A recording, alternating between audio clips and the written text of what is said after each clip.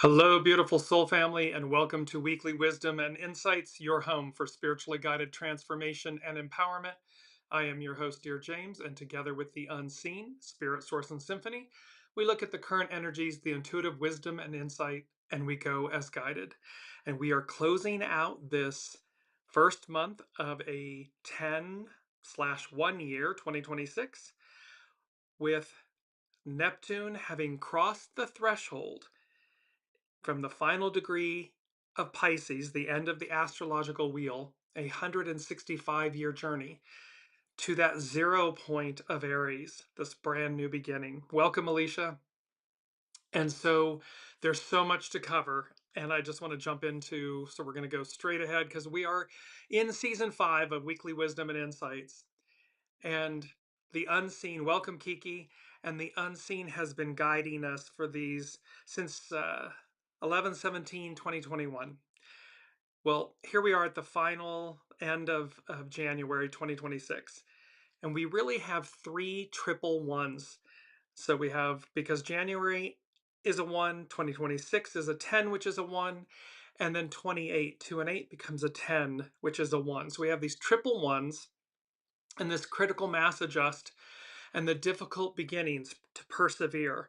We are in major transition time. These first 90 days of 2026 are epic. By the time we hit April, it's like we're in cruise control, is what the unseen is saying. But these first 90 days, it's all acceleration. We're moving from earth and water to fire and air. We'll finish up the last major planet change of signs on the 26th of April, 2026. And so let's look at the astrological chart here. We're working with the Neptune enters Aries chart.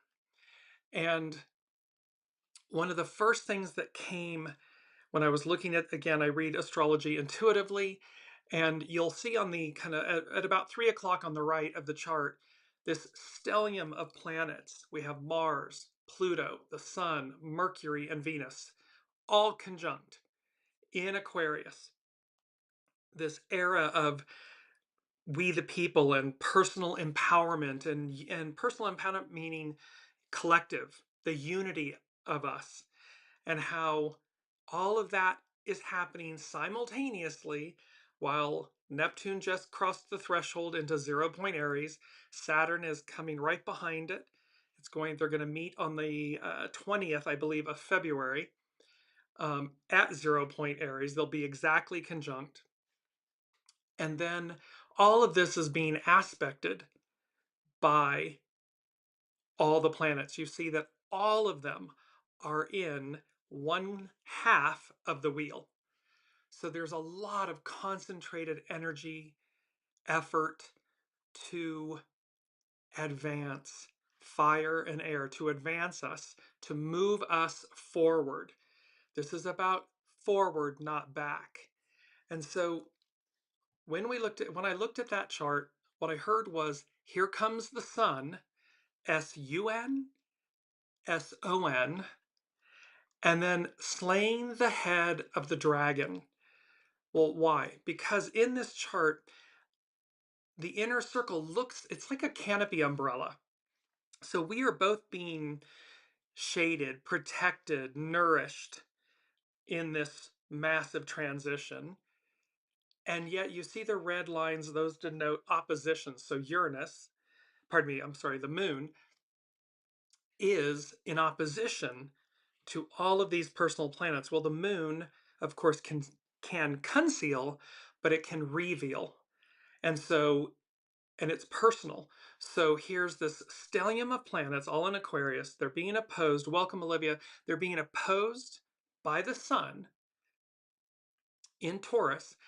And so there was this, like, slicing the head off. You see how it's intersecting the triangle. So the upper part is separated. The head is separated from the body. This is where that slaying of the dragon is coming in. And while we're there, it is number 4. It's foundational from the unseen. And they said, having slayed, the head of the dragon. We move forward with peace, reverence, and renewed determination. Determination is our key word. I'm going to come to it in just a second. But here's slaying the dragon. Slaying the head of the dragon refers to defeating a central foundational evil or overcoming a major core obstacle, often symbolizing the triumph of good over chaos or the ego.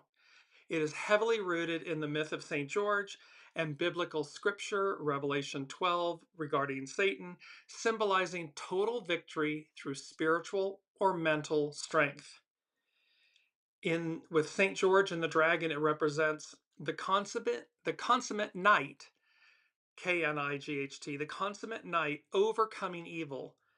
The narrative popular in medieval times often featured St. George saving a city by slaying a dragon with a lance. In biblical imagery, it refers to the defeat of Satan, the dragon, the serpent, by Archangel Michael, or the final future destruction of the sea dragon, Leviathan. And it's overcoming evil. It symbolizes the victory of faith and righteousness over the principality and powers that rebel against the divine. So we have this having slayed the head of the dragon. They're placing this as number 4, and they're placing it slayed in the past tense. So while this may be simultaneously happening, it's a fait accompli. It's done. And we've talked many times where the unseen showed us that ancient dragon, if you will, its body chained down, it's crisscrossed, so its body and only its neck and its head was flailing and moving about. And then they said it's just with this lance, and the neck, the head is lopped off. This is what we're talking about. Having slayed the head of the dragon, we move forward with peace, reverence, and renewed determination. And determination is our key word. And so let me bring that up. Keyword. Here we are.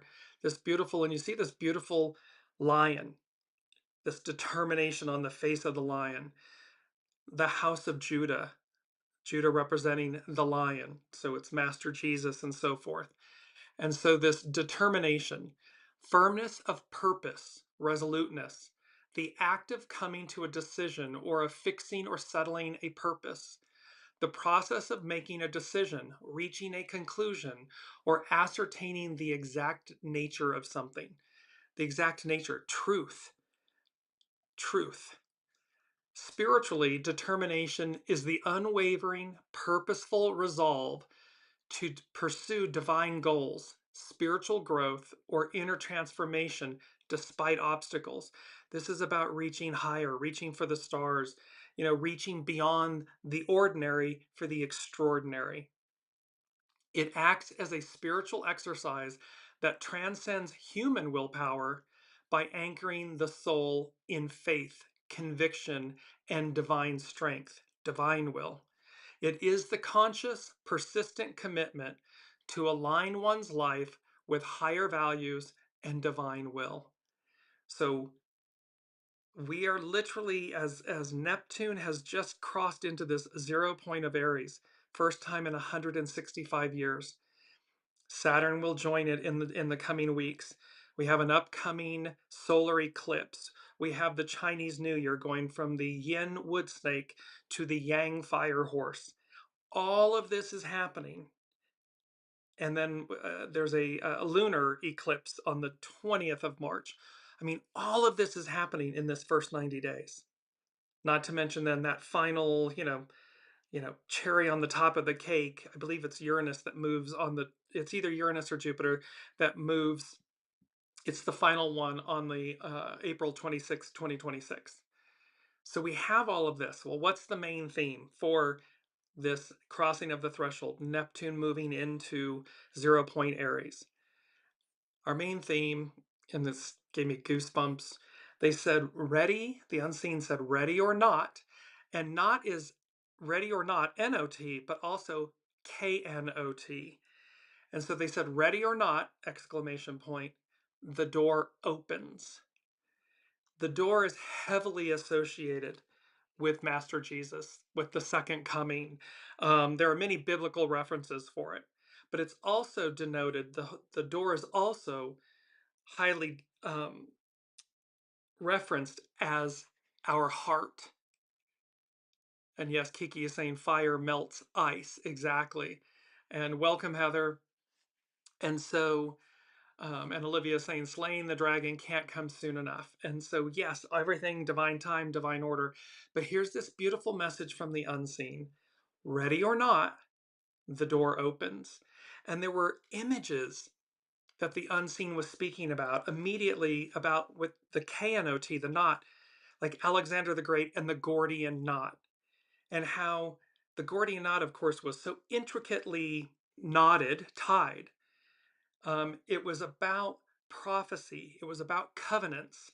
So there's an aspect here of ready or not, the door opens, that this has to do with prophecy, covenants, tying the knot, getting married, these commitments, commitment to a higher relationship with self, in unity with another, in unity with source, in alignment with soul source connection, the divine. So there's many different um, meanings, layers to this ready or not, the door opens. And it goes to, it's Revelation 3:20. Behold, I stand at the door and knock. If anyone hears my voice and opens the door, I will come into him and eat with him, and he with me. This is a statement attributed to Master Jesus. And so, again, there's heavy reference that from a biblical reference, but for all of us in a global a spiritual reference of ready or not, the door opens. And so when that higher octave of yourself, your divine self, the divine, presents itself to you, ready or not, the door opens. What you choose to do with it is up to you. 8 billion plus souls, free will, so forth, but there's destiny involved here. And so it is about, do you cross through the threshold? Do you walk through the door? Do you hear your higher calling? And do you reach for the stars? Do you accept it? Do you align with it? Do you take the narrow path? Threading the needle, the narrow path of victory. Do you choose that path, or are you accepting the broad path? It's a lesser path. So we have, again, I'm just bringing up this beautiful image. Ready or not, the door opens. So let's talk about ready or not first. So ready or not spiritually signifies a call for constant preparedness for divine arrival or major spiritual events. It's rooted in biblical parables like the 10 maidens, emphasizing faith, spiritual alertness, and living righteously as Master Jesus' return is imminent. Remember, we had that. They gave us 4 different ways on the first show of January. Number 5 from the unseen was eminent domain. Eminent, imminent, immanent, the ultimate transfer of power, ownership, resolution, outcome. So this is speaking in the slaying, the having slayed the head of the dragon. So all of this is speaking to the fact that in the new, this has been resolved. We've been elevated, and thereby, are we in alignment? Do we walk through the open door or not? And so it's eminent and unexpected. It's about maintaining inner readiness, which is faith, goodness of character, and so forth, so one isn't caught unprepared, facing exclusion from the divine, from God's kingdom, the divine, much like foolish maidens locked out. While Hindus might see not ready as unfulfilled potential needing maturity for truth. So again, it's, are we prepared? Are you individually prepared? Are we emptying our vessel? Are we honing and polishing our stone? Are we doing everything? It's fire and air, fluidness, accelerated movement, So think of this in our personal, in the micro. This can be as simple as, have we done all the spring cleaning? Have we done everything to ready our personal selves, our personal vessels, to move forward, to advance? Because again, there's an unknown here about where that's going to lead each of us. And then take that to the macro, the collective, and how as above, so below, and these massive changes, astrological advances that haven't occurred. Some of them have not occurred for thousands of years. And all of this is simultaneously happening all at once. So that in and of itself is a massive anomaly astrologically. As above, so below. Continuing the parable of the 10 virgins, the core meaning, or the maidens, comes from Matthew 25, where wise maidens with extra oil, representing preparedness, are ready for the bridegroom, Master Jesus, while foolish ones lacking oil are left behind when the door closes. So this ready or not, the door opens. And the knot, the tying of the knot, it's in this, the prophecy and the covenants. This is about a very deep commitment, a very deep spiritual alignment, commitment to your soul self, to that higher octave. And so, in preparedness, ready or not, the door opens. Do you answer the call? Or are you left out because of being unprepared and the door closes? And this isn't a false narrative of preparedness. It's not about what we quote unquote do publicly for show. Oh, look at me, look at me. There's a beautiful saying by Master Jesus that, they're knocking, Rabbini, Rabbini, let me in. And he says, I know you not. So this is about purity, authenticity, truly aligning from your center so that your heart, the purity of your heart speaks truth. Because there's no manipulating and bartering and BSing and all that stuff. That doesn't work. In the new, it will not work. The head, having slayed the dragon, the head of that old is lopped off, so it doesn't work anymore. And we're seeing this in real time.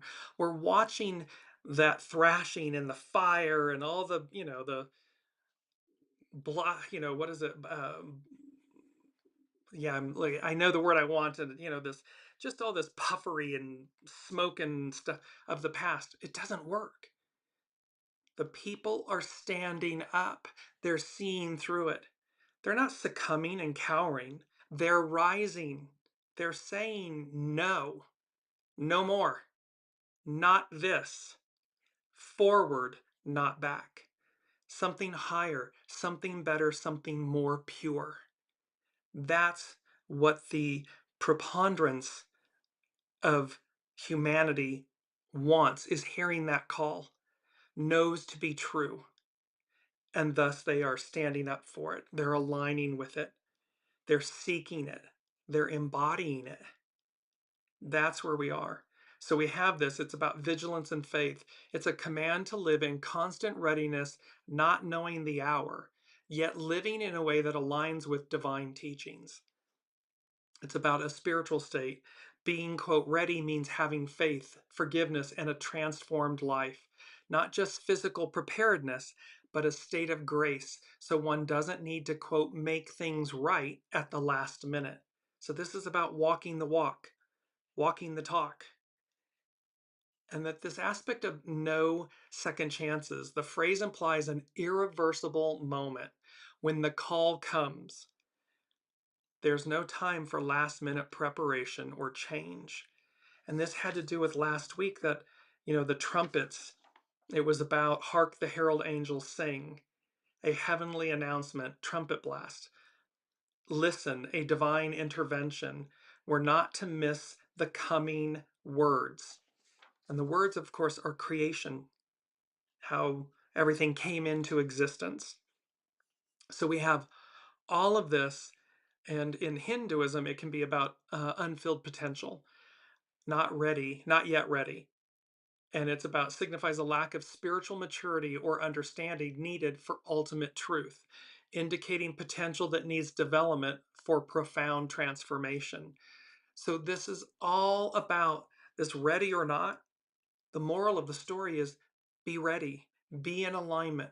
In every moment of every day, do what you can, do what's necessary to lighten your load, to align yourself, to move yourself forward so that when that moment arises, when it happens, ready or not, the door opens, you're ready. You walk, you cross, you've got the golden ticket.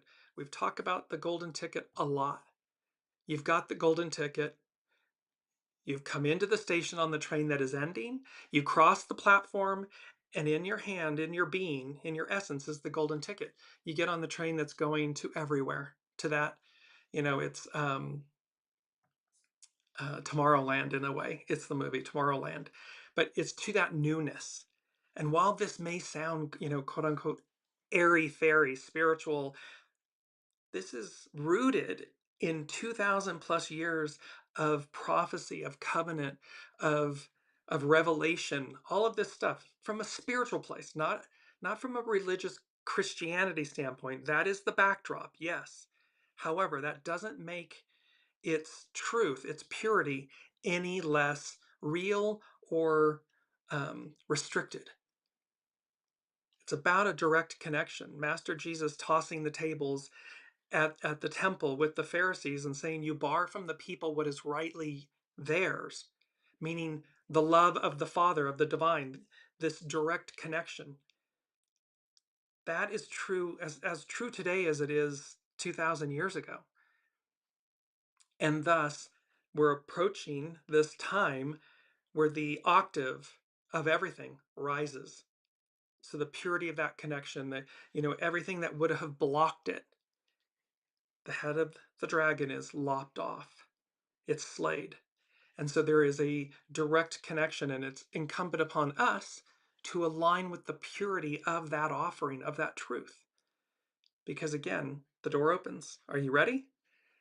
And so we have that, and then we have the door opens. So the door opens. Again, spiritually, an open door signifies divine opportunity, new beginnings, spiritual access, or a path forward, representing the divine invitation for growth, ministry, revelation. Revelation is awareness. However, it also suggests a threshold for spiritual engagement, requiring inner readiness to step into new phases of life, faith, and understanding.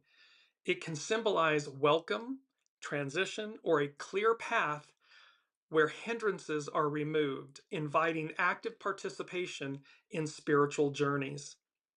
So you can see these themes that are playing out about the path and the threshold and this invitation, a journey. All of these things are occurring in this. And the key meanings of an open door are about opportunity and divine guidance, access to the divine, to the divine's presence, new seasons and transitions, spiritual revelation, spiritual awakening, an invitation and a welcome. And how to engage discernment. We have talked about the Seven of Cups in the tarot and discernment. We must use discernment. The Seven of Cups in the tarot has 7 cups. Some of those things in the cups are good, some of them less than good. Not, and so how you apply this in our individual lives, in your lives, is when opportunity comes, knocks, recognize the purity or the impurity of it. Believe it for what it is. I believe it's Maya Angelou. People are always showing you who they are. Believe them the first time. It's this type of thing, or see things for the way they are, not for the way you wish them to be. And then make decisions with discernment in how you engage with something or walk on by, or, again, because all of this is occurring when the door opens. So it's recognizing the source of something, the purity or the impurity of it. Being ready, spiritual doors require quieting the soul, meditation, or tuning into our intuition, our soul source connection, and respond so that we respond appropriately when the Spirit calls, when we hear it. And it's an act of faith, or act with faith. Take steps through the door, understanding that the divine opportunities often come with challenges, And the divine's will is often found in that interplay. So again, there may be things that challenges or air quotes tests that come along and say, are you truly making this commitment? Are you truly aligned? Are you truly listening? Do you truly desire this? Because again, we don't get to fake our way through it. It's going to be innate. It requires that authenticity and that humility and purity. Purity of the heart, purity of the soul, purity of the truth. Not some, you know, mishmashed version of it that was allowed before. Why? It's number one from the unseen. They said it's the song by Kathy Tricoli. Everything changes. So everything changes. And they said truth revealed, the past dismantled. And the lyrics in the song says nothing looks the same through the eyes of love. So again, when we look through the purity of our heart, our eyes, our soul, nothing looks the same through the eyes of love. So everything changes. Everything is changing. And thereby the truth is revealed. So expect a lot of unearthing, a lot of things in these next 90 days. I mean, between now and coming into April and everything, or the conclusion of April, both eclipses, all of this, you know, fire and air energy, all of this, the unearthing that comes with that. And how Pluto, all of these personal planets were lined up, and Pluto was handing out that ticket. It's like the ticket or the token, and saying, with great power comes great responsibility, meaning it was a reminder of the renewal of the commitment that each one of the personal planets, the interpersonal planets and the moon and the sun, were making as they crossed the threshold into, through Aquarius, denoting purity, empowerment, but the responsibility that comes with it. We don't get to rest on our laurels, or we don't get to, if we give our power away, well, then that is on us. But when we accept our power, our empowerment, with great power comes great responsibility. It is incumbent upon us to rise to the occasion, to work with that power, that energy, in a humane, responsible manner. Because again, it's going up an octave. So the unseen is really bringing to our attention. And I'm just going to go, it's number 3, and there's 2 number 3s. So there's a 33 in this week, which has never happened before.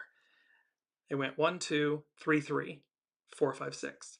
Well, 3, 3. So the first 3 is, we've had this many times, peace be with you. A firm statement, a firm reminder. But what they were saying this time was, peace be with you. A wake up call.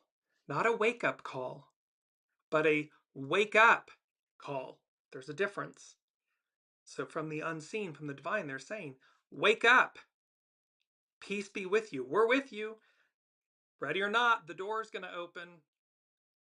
Your heart, we're going to meet you at your center. Are you ready for this elevation, this uplifting? As the head of the dragon is slayed, the old is dismantled, the past dismantled, the truth is revealed.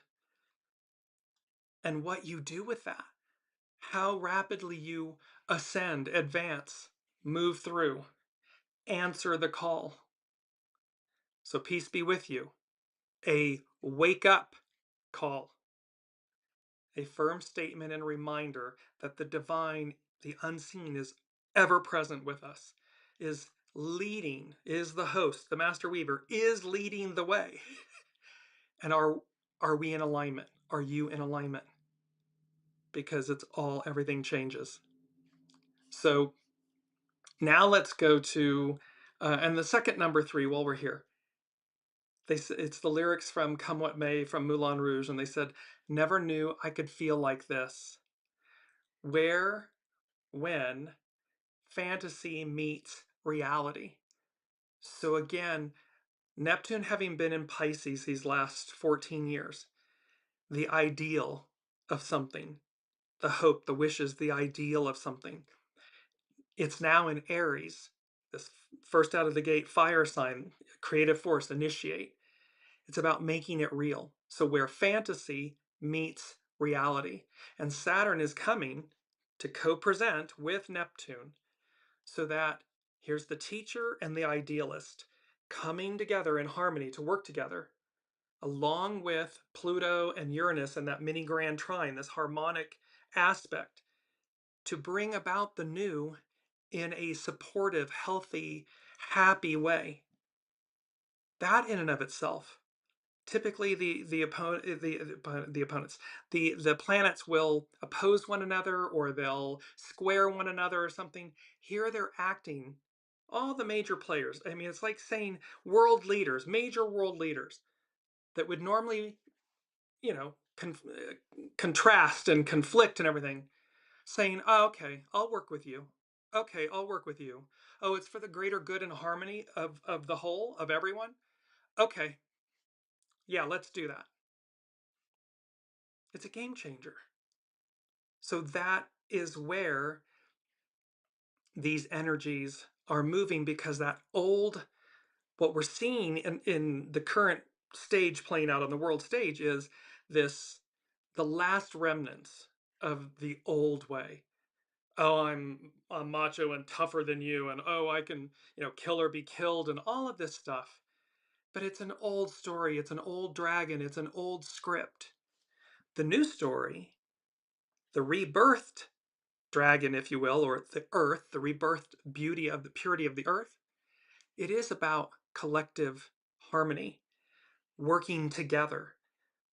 Well, we must be that first within ourselves as well in order to meet the times and bring it all together. So this is where, ready or not, the door opens. Which do you ascribe to? Which one do you aspire to? Which one is calling you? The new or the old? No judgments. Everyone gets to make their choice, their decision. However, it also comes with that experience of the choice you choose. So clearly the unseen is saying, choose the higher octave, choose that narrow path, thread the needle, because ready or not, the door opens. And we want to be aligned. We want to be ready. So now let's go to, we're going to go through these rather quickly because we have so many. This is astrologer Chani Nicholas. It's her weekly issue number 100. And it's Time to Dream Fiercely. And this is a once-in-a-lifetime cycle reboots on January 26, 2026. Neptune re-enters Aries. Though the planet of ideals had a minor stint in the courageous fire sign last year, this time it will stick around until 2039. This shift is here to motivate us to dream intentionally and fiercely about what we want to create and how and what we want to defy. Systems of domination and control don't just disappear on their own. They get defeated by countervisions that are too compelling to ignore. But imagination alone won't get us there. Enter, on Tuesday, the 27th, the Mars-Pluto conjunction. This astrology unleashes our personal and collective drive. It asks us to grapple with our deepest fears so we can show up for our lives with the greatest clarity possible. All this and a full moon in Leo on Sunday, it's coming up on the 1st of February, which we'll cover next week. Make this week one for the books. Use this loud lunation to channel your angst, your fear, and your worries into creative outlets. In other words, make it powerful and purposeful. Purposeful, pure, purposeful. If those happen to be protest signs, songs, or art, so be it. So we can see this octave of what's happening with Chani Nicholas, the astrologer that she's talking to. Now I want to go to Pam Youngins, astrologer Pam Youngins at North Point Journal. And she's speaking about powerful currents. So you see how we were talking at the opening of the show. There's a lot of powerful energy occurrences, astrological events occurring. And the message from the unseen is align, align, align, align, align. We don't need to be manic about it, but they're saying to us, align, align, align, align, get in alignment. So Pam Youngin's North Point Journal. Two dynamic currents of change intersect and commingle in this final week of January 2026. We are already feeling the effects of the turbulent Mars Pluto conjunction that perfects on the 27th of January, while also being aware of the profound shift that is underway as high vibrational Neptune departed Pisces and entered Aries on the 26th of January. Not to be ignored, a dramatic Leo full moon occurs on Sunday, February 1st. This influence will be affecting our world for at least a few days. So that she's talking about the the full moon lunation. So it will be affecting us for a few days before and after the event.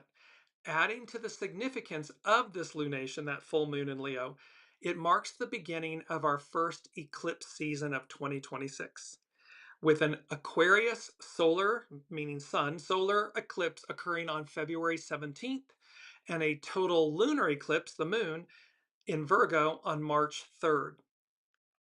Mars Pluto. It's hard to ignore the intensity of interactions between Mars and Pluto.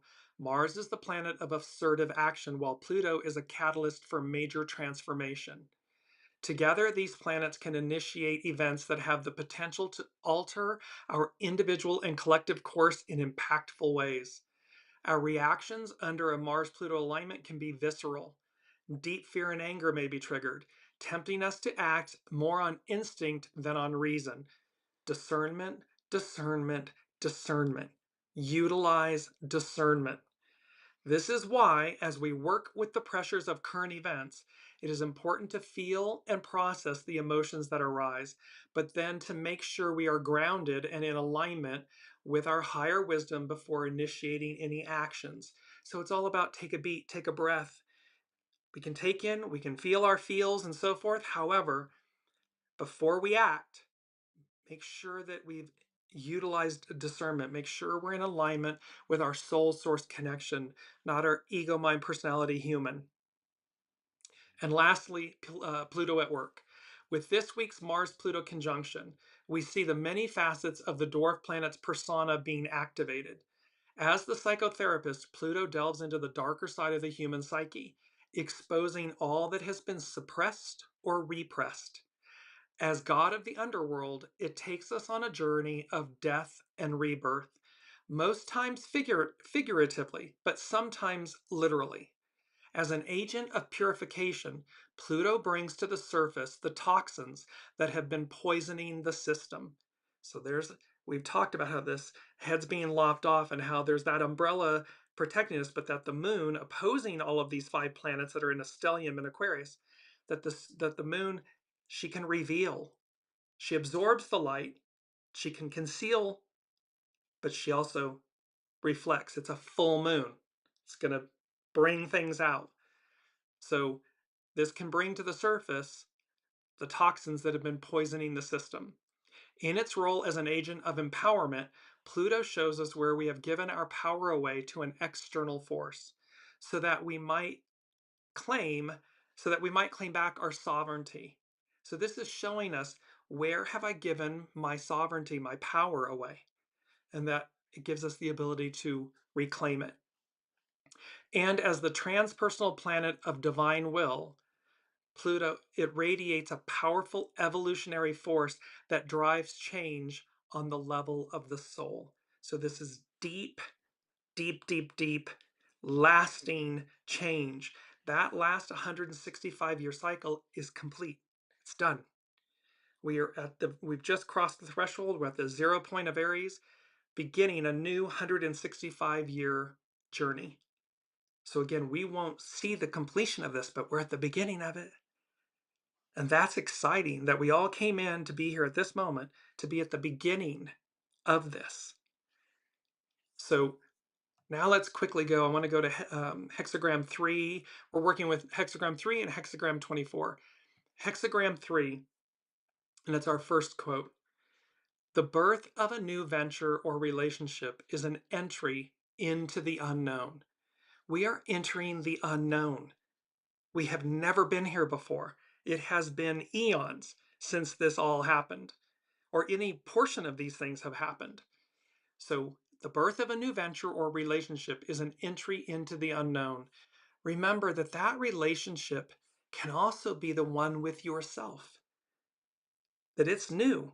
This birth of a new relationship where you're listening to your soul source connection, to the wisdom of your soul, let alone externally. So, and this is from divination.com. New things seem to be rushing upon you, and confusion can easily take over. However, chaos is a powerful force when you harness it properly, so don't rush things now. Do not let events overwhelm you. As you take the first step, stay calm and ready to persevere. Ask for guidance and support. Ask the unseen. Ask your soul. Ask the divine for guidance and support, and then listen. Quote number 2, challenges lie ahead, but they are challenges you can handle. And it was very important. The unseen brought to me literally, this is an image of the Giza pyramid and the Great Pyramids. So challenges lie ahead. So the unseen is tying us back, harking back to this era of ancient Egypt. I mean, ancient Egypt. And when these would have been brought about, not what history says to us. Oh, this is when that happened. Uh-huh. Way back. So challenges lie ahead, but they are challenges you can handle. Gain strength, find courage. Like a newborn fawn, the opportunity for rapid development, fire and air, is here. Yet it is only through determination, it's our key word, determination, that the fawn can rise to its feet and grow to full stature. Keep going despite difficulties, and you will find the success that you desire. A key challenge at this time is to maintain clarity. Seven of Cups, discernment, clarity. Avoid lunging at solutions. Do not start a new project or relationship before thinking it through. Make yourself wait until a good course of action becomes clear. It's going to be a knowingness. You're going to know what to do and when. Divine time, divine will, divine order. A careless step in the beginning can cause events to get out of control later. But this doesn't also, don't second guess yourself either. When you know it's right, you're going to feel it. It's going to be a feeling, not necessarily a thought. It's not going to be monkey mind chatter telling you something, your ego, mind, personality, human. It's going to be a knowing. And then, if anything, it might be that the ego, the human, is going, but the knowing says, go forward, go do this. And that's how you know that then things won't get out of control later. And be sure to enlist the advice of experienced people and wise supporters. So again, it takes a village. We don't do anything in life alone by ourselves. And so again, seek out wise counsel, people that are speaking positively of you and you're not even in the room, people that want for you. And when you know that people don't, when there's envy and jealousy and, shadow and harm, walk on by. Don't engage. No need to. With great humility and grace, let them go. Move forward. Advance. Now, hexagram 24. And this is about returning. A turning point recharges you and eventually brings success. This hexagram is associated with the turning of darkness back toward the light, the winter solstice, the shortest day of the year, which of course was on 12/21, 12/25 last year. The shortest day of the year, the day when darkness begins to decrease and the hours of daylight begin to increase. This is the cusp of a turnaround, a time for letting go of the old and making way for the new, a time of new beginnings. It all starts with rest. So this rest meaning listen to your bodies, listen. When you need a 20-minute cat nap, take one. When you need to, disengage or something to renew, do so. Take a bath, listen to beautiful music, meditate, whatever it might be. Don't move too fast, as a new momentum is just beginning. So we're just coming into all of this new. I mean, it's moving forward quickly, but here we are. This turnaround requires that your energy be recharged by adequate rest so that your life force is not depleted prematurely. This principle of hibernation, or allowing energy to renew itself and be strengthened by rest, applies to many situations. Recuperation after an illness, the slow return of trust after a period of estrangement, the careful development of new relationships after the splitting apart of old ones. And it's our quote number 3. Sow a thought, reap an action. Sow an action, reap a habit. Sow a habit, reap a character. Sow a character, reap a destiny. Your character is your fate. And so, and this is a proverb. And so it's about, what are we sowing? Are you sowing in alignment with divine will, divine time, divine order, your soul? Or are you sowing on the open path with your ego, with the past and ego and hubris and all of these things that lead you astray, take you off the narrow path? So we have this. There's so much here. Whew. Let me know in the comments. It's high octane for me. um, Number 5 from the unseen is a monumental shift, transition, transformation is upon you. Walk like an Egyptian. Walk like an Egyptian is our mantra. So walk like an Egyptian. That's a famous song by, I believe, the Bangles. Anyways, walk like an Egyptian. Spiritually, it symbolizes aligning oneself with Mot, known as cosmic balance, truth, and order, reflecting a life lived in harmony with divine principles. Derived from ancient tomb art, the pose represents a multidimensional view of existence, where physical actions are interconnected with spiritual, magical, and eternal realms. This is about uniting from the inside out the human, the ego, mind, personality human, with the soul source connection, and living in alignment where you bring about cosmic balance, truth, and order. It represents, walking like an Egyptian represents harmony with the cosmos. The pose embodies the Egyptian concept of Mot, representing balance, justice, and the natural order of things. It's about connection to the divine.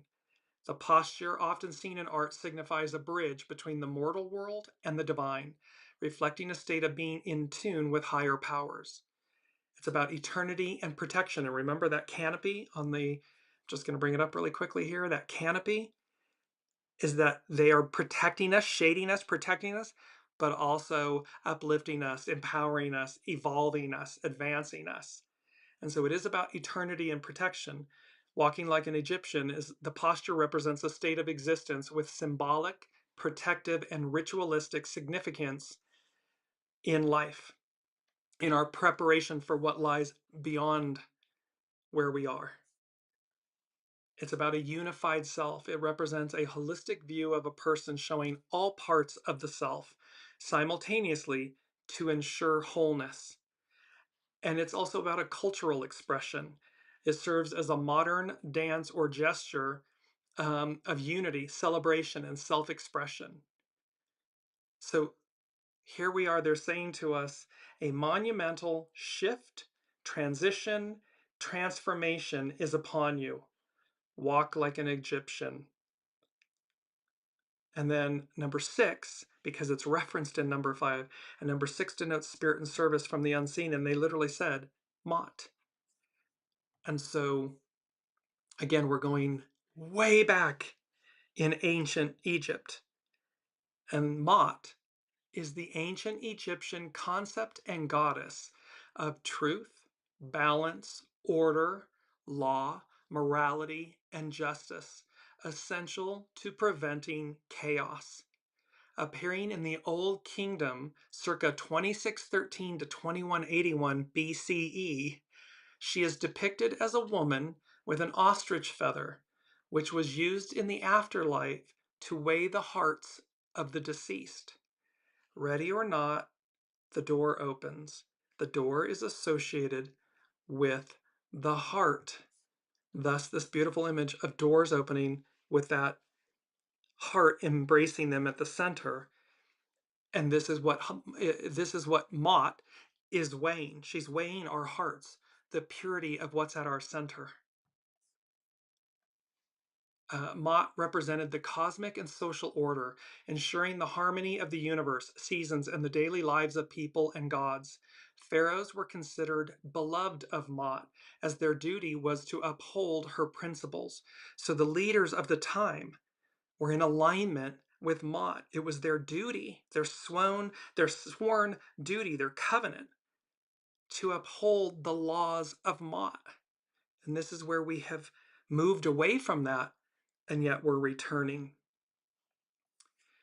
The ostrich feather represented her essence, truth, balance, and order. In the quote, weighing of the heart ceremony, the deceased's heart was weighed against this feather. When the heart was lighter or equal, they entered the afterlife. This is about the 42 declarations of purity, or negative confessions as they're known. These were a set of 42 declarations, often referred to as the 42 laws of Mott, that a deceased person would recite in the underworld to declare their innocence of sins against Mott. This examples included not killing, not stealing, not speaking lies. And again, there's atonement, own, atone, release. That when we atone for things genuinely, authentically, truly, deeply, that we are absolved of those actions and they're not dependent on someone else. They're solely dependent on the authenticity, the depth of the purity of our intention. So there again, that's regaining our sovereignty, our power. So it's not about somebody accepting your apology. It's about the fact that you authentically own it, atone for it, release it. And the core principles revolved around living a just, moral, and balanced life to maintain the cosmic order against isfit, or chaos. Mott's influence extended beyond the underworld into daily life, where she guided ethical behavior and justice, with her name often used in legal contexts and personal names. So again, there was a great reverence and adherence. And so it is again this, having slayed the head of the dragon, we move forward with peace, reverence, and renewed determination. That renewed determination of purity, of harmony, of balance, of doing, love thy neighbor as thyself, doing right by oneself, which means you're already doing right by another. So all of these aspects culminating and coming together in this 10-year, it's represented by the Wheel of Fortune. We're moving forward. We have the 1, so the 10, which is the Wheel of Fortune, becomes the 1, which is the magician, the major manifester. So we have everything within us to create, to manifest, to actually succeed. And that we're embarking on the fool's journey. And the fool is not a fool like naive. The fool is empowered, meaning, what is the awe and wonder before me? What lies before me? And how I have emptied my vessel. You see the knapsack, he just has what he needs. And I go with my trusted companion, the purity of my companion, my faith, my determination, knowing that when I step off the mountain, the white clouds, the unseen, carries me, guides me, leads me, nourishes me, and I succeed, and I expand, I ascend, I transcend. And that brought me to Gene Key 41 by known as The Pulse by Richard Rudd. And it says, in our genetics, the 41st gene key corresponds to the initiator codon in DNA, the capital letter at the beginning of every genetic sequence.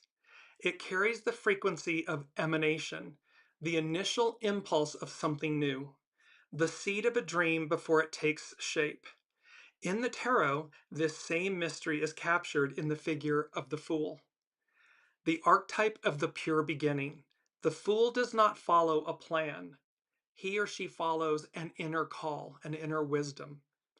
The city of the 41st gene key is, in essence, the Great Return. That is hexagram 24. It is the Great Return, the journey of following one's own emanation back to source, not chasing an outcome, but trusting the truest impulse within you, your soul source connection, and allowing it to lead you with innocence, courage, and surrender all the way home. Dare to be divine. And so you can see how all of this is interconnecting. We're on the journey, the hero's journey, the fool's journey. And we've crossed this threshold. We're at this massive new beginning, elevating, rising. And so I want to conclude with Astrology by Lauren. And she's speaking about Neptune enters Aries on January 26, 2026. She begins with a quote by Charlotte Sophia Castle. The spiritual warrior hides from nothing. We jump into the fire, fire and air. We jump into the fire. We dive into the ocean. We become the sea. What is this feeling we have been having of things dissolving? Here it is. The truth revealed, the past dismantled, everything changes. So what is this feeling we have been, what is this feeling we have been having of things dissolving? Of our feet being mired in quicksand, our vision obscured, and our hearts consumed. In some way, we are being asked to take the next step on the next leg of our journey, even though we cannot see our hands in front of our faces. The world is spinning out of control and taking us all for a ride. Hang on. It may feel like chaos, up one day and down the next. However, what this actually is a rebirth. Aries is the first sign of the zodiac, and when a major planet enters this sign, as Neptune did this week, there is a surge of raw energy being released, heralding, hark the herald angels sing, heralding that rebirth. And as we stand here with Neptune in the very first degree of its 165-year journey, we have no idea what we are getting ourselves into. This is the Fool. This is where faith and trust and listening, not to our ego, mind, personality, human. It's going to be afraid. It will give us monkey mind chatter and all of this stuff. But our soul is true north. Our soul is the divine. It's connected to the divine. It knows where we're going. And so while we're standing here, as we stand here with Neptune in the very first degree of its 165-year journey, we have no idea what we are getting ourselves into. That may be. The ego, mind, personality, human may not know, but the soul does. And this is where discernment and listening to your soul, aligning with divine time, will, and order, is crucial. It's paramount. Ready or not, the door opens. So continuing with Astrology by Lauren. As all of humanity stands at the threshold, we are all being asked to have hope, even in the face of what looks and feels like a total disaster, and to have faith even though we have no reason to. When Neptune, and just this is because we're witnessing the deconstruction, the collapse, and yet simultaneously, the new is rising. The collapse is louder at this moment than the rise. But that balance will shift. That paradigm will shift. And all of a sudden, what's collapsing will be less. What's rising will be greater, more present. When Neptune finally crosses over into Aries on the 26th of January, like an infant fresh from the womb, we have no choice but to become totally invested with this new life force. And so here we are needing to trust the process, even when it makes no sense to do so from where we are now. Aside from Neptune's brief entrance into Aries last year, the previous time Neptune entered Aries was in 1861, when 11 states in the United States decided to secede from the Union. By occupying a Union fort outpost on April 12, 1861, April 12th, civil war was officially declared. On April 14th, Neptune entered Aries. And then On April 15th, President Lincoln called for 75,000 volunteers to join the Union Army, and so the Civil War began, and the rest is history. Astrology is cyclical, not identical. So, where we were as a species or as Americans at that time, 165 years ago, again, the vast majority of Americans seek peace and respect and goodness and kindness.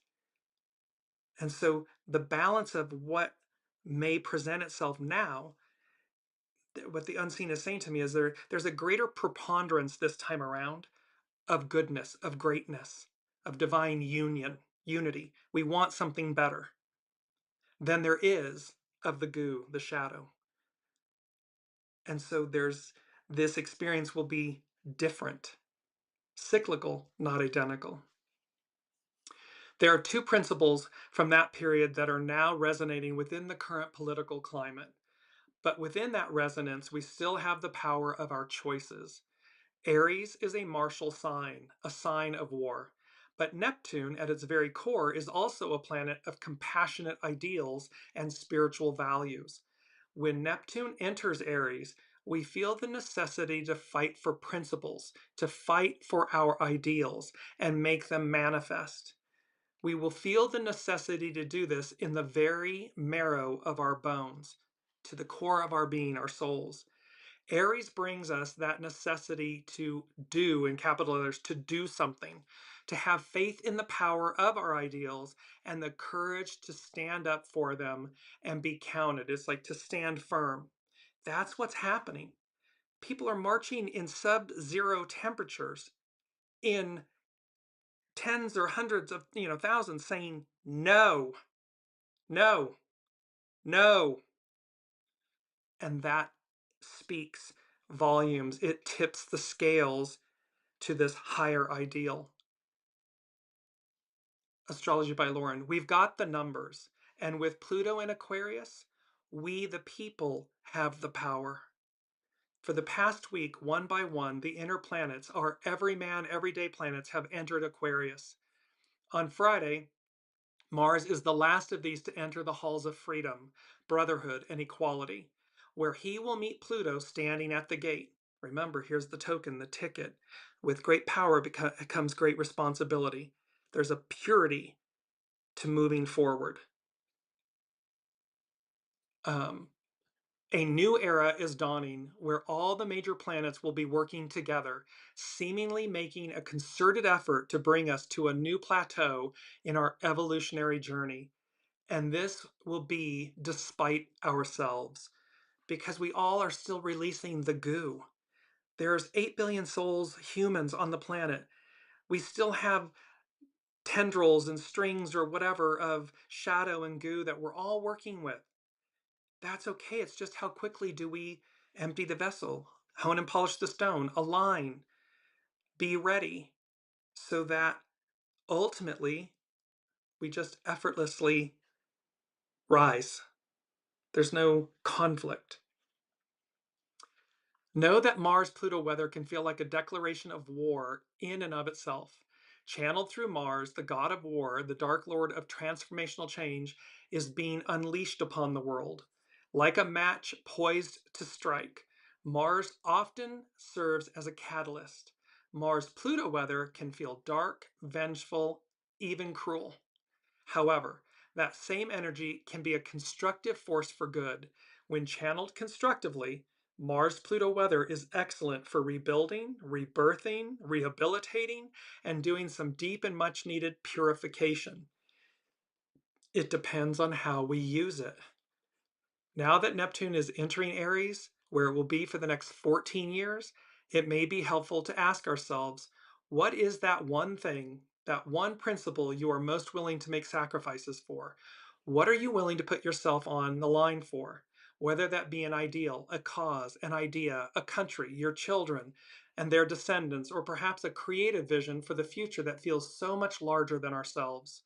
Because it is something greater. This matriarchal Aquarian we the people era is about something greater than ourselves.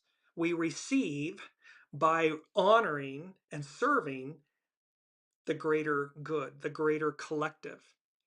And in reciprocity, the I receives. That's a complete inversion of where we've been. And so, what is your vision for the future that you're wanting to manifest? Know that by the time all the outer planets, Saturn, Uranus, Neptune, and Pluto, have officially changed signs and are also creating this incredibly supportive fire air cradle of energetic action this year, our world will never be quite the same again. It may even be unrecognizable in the end.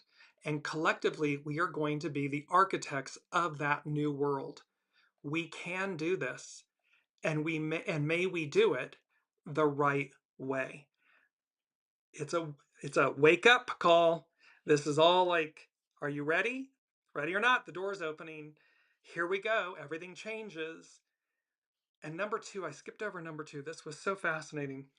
What I heard was tick tock, tick tock.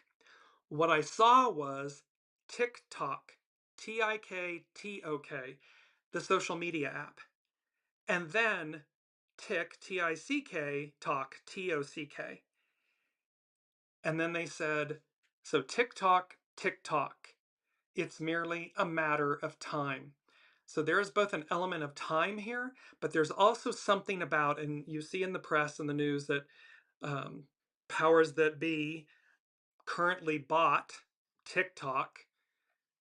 So there's an aspect here about how we interact with social media, who owns it and controls it, what are the algorithms, and in essence, when we are called to do so, it's to reject those manipulations, those impurities, things that may be exposed.